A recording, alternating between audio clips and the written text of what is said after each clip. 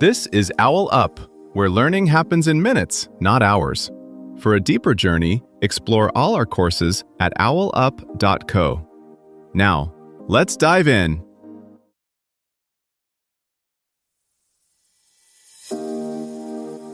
Welcome to Chapter 1 of our series, Unlocking Cultural Narratives Through Storytelling. In this episode, titled The Art of Cultural Storytelling, we'll explore the key elements that make cultural stories resonate and connect with audiences. So, whether you're a seasoned storyteller or just curious about the art, let's dive in. A single story can sway public opinion more than a stack of research papers. A child crossing a border, a grandmother sharing a myth, a song on your playlist, each quietly rewires what you believe about us and them, long before you ever decide what you think. That quiet rewiring doesn't happen by accident, it's crafted.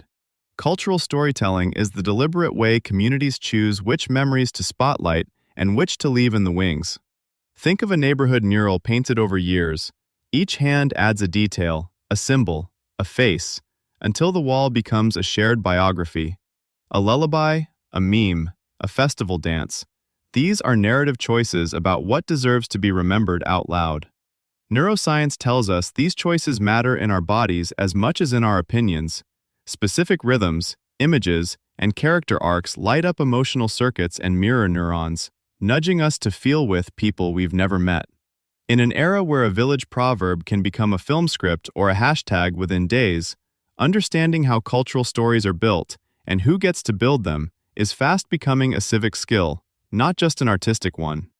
UNESCO's growing list of intangible cultural heritage offers a clue to just how wide the canvas is.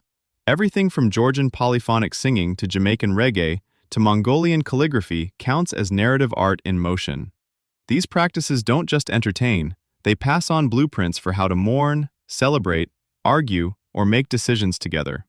When a family recipe is guarded like treasure, or a coming-of-age ceremony fills an entire weekend, what's really being protected is a script for who belongs, what is sacred, and how power should circulate in daily life.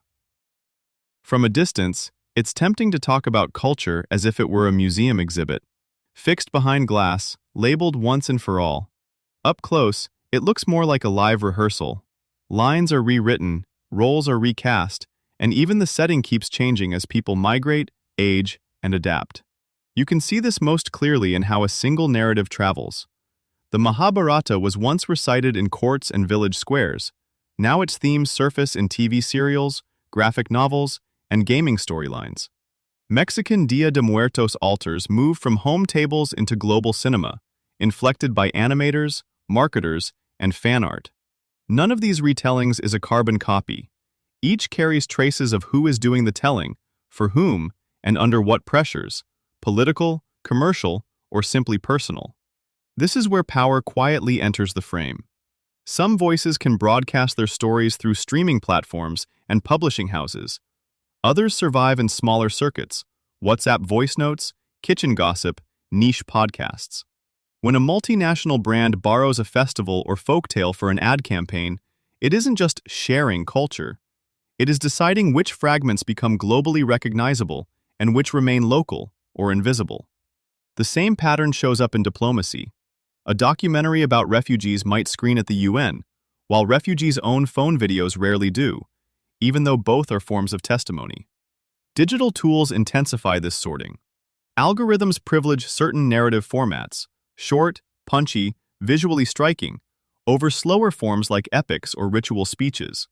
That doesn't erase older practices, but it pressures them to reformat. A ceremonial chant becomes a 30-second clip. A complex migration history turns into a tweet-length slogan. What spreads, and what gets trimmed away, gradually reshapes how a community appears to outsiders and to itself. Yet communities push back. Diaspora artists splice grandparents' oral histories with beats from their host cities. Activists subtitle local protest songs into dozens of languages. Youth revive nearly forgotten languages in video games and fan fiction. Cultural storytelling is less a single thread than a loom where many hands are constantly reweaving shared memory under unequal conditions. When a K-drama inspires fan-subbed versions in dozens of languages within hours, that's cultural storytelling being co-produced in real time. Viewers aren't just consuming, they're editing tone, jokes, even moral emphasis through their translation choices. A Navajo podcaster weaving clan histories into true crime formats reaches listeners who might never attend a ceremony, yet still absorb cues about kinship and accountability.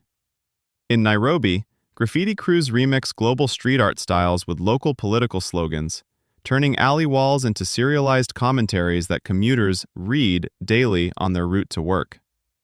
Think of a seed carried by wind to new soil. It keeps its genetic core, but takes on the flavor of the land where it lands. Spices from one kitchen, instruments from another, pacing borrowed from yet another medium. A Syrian chef on TikTok folds displacement memories into quick recipe videos. A queer ballroom collective in Sao Paulo reclaims fragments of U.S. drag culture, adding gestures and slang rooted in Afro-Brazilian history. Each example shows how people tweak inherited plots to fit new stakes, audiences, and risks, often far from formal stages or official archives. UNESCO's list will expand, but the real archive may be your phone. AR overlays turning street corners into portals for elders' memories, VR festivals where distant cousins dance together, AI co-narrators translating lullabies into dozens of tongues. These tools can feel like handing everyone a portable stage and a delicate heirloom at once. Expect new roles to emerge: community story stewards who audit code, curate consent, and decide which memories stay local and which ones go planetary. Each time you hit share, you're also curating which futures feel possible. A meme can soften a classroom debate. A festival clip can reframe a workplace bias. A quiet podcast can travel farther than a loud rally. Your challenge this week: notice one small narrative you pass along, and ask whose dignity it expands, and whose silence it leaves untouched. This was OwlUp, your daily step forward. To keep learning with structured courses and more insights, go to owlup.co. Until tomorrow!